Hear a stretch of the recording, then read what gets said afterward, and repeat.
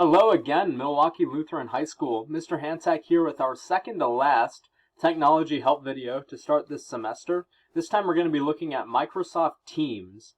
Now, fair warning, before I click this purple icon, Microsoft Teams is big and it can be kind of scary when you first look at it with how many different tools and devices and functions that Teams has. But I will tell you that it is probably the most helpful tool you have for communicating with your teachers one-on-one and getting help one-on-one while we're virtual. So super useful. It might be intimidating the first time, but hopefully with some help you'll get used to it. Let's click on it. Now the first thing to notice on Teams is that on the left-hand side there's a split between activity, chat, Teams, assignments, calendar, and calls. The three that you'll probably be using the most is activity, chat, and Teams. I normally leave mine open to chat or Teams.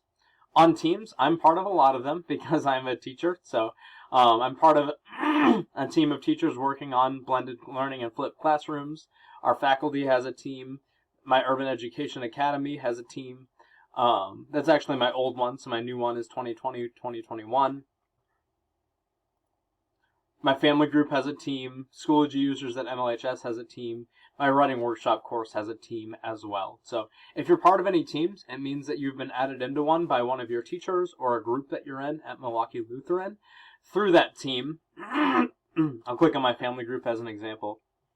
Through that team, that's where you can interact with the other members of that team to get work done. So for my family group, for instance, all I've done so far is reached out to my two student leaders just to get a conversation going. I'll be adding in the rest of my family group over time once I know everyone who's on my roster. From a student help level, so if you need to reach out to a teacher to ask for help, chat is super helpful for that. So I demonstrated this with Mr. Hansen for my freshman English class, for my applied English class. To start a chat, it's simple as looking up someone's name. I'll use Mr. Ewitz this time. Ewitz. Notice that all your teachers are in by first and last name, so it's easiest just to look up people's last names to find them, and then I can start my message from there. Hello, Mr. Ewitz. This is just an example.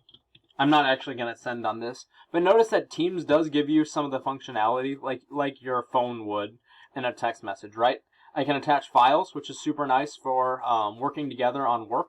Let's say you want me to proofread your essay. Hello, Mr. Hansak, could you please take a look at this file and let me know how I can improve my writing?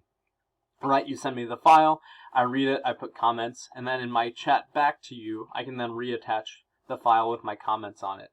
What else can we do here? I wouldn't worry about format. You can attach emojis and GIFs and stickers and all kinds of stuff in here, just to keep it light and make it more fun. I would especially do that if you are having just an informal, just check-in kind of conversation with your teacher.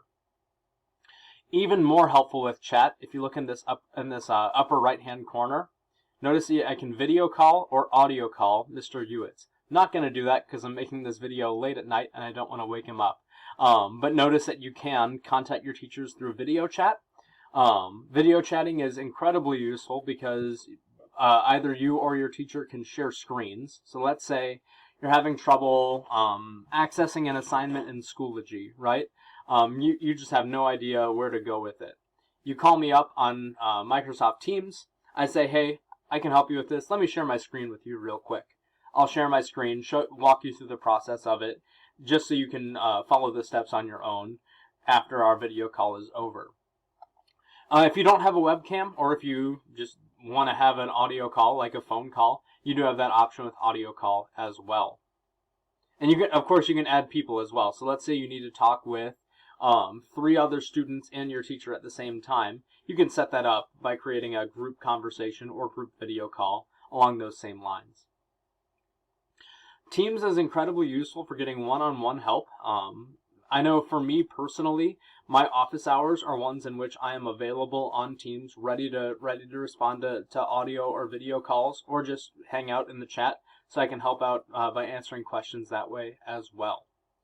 There is that activity bar at the very top. This one is looking for any sort of replies to messages that you had, reactions, replies, any sort of teams or groups that you're added into will appear right there.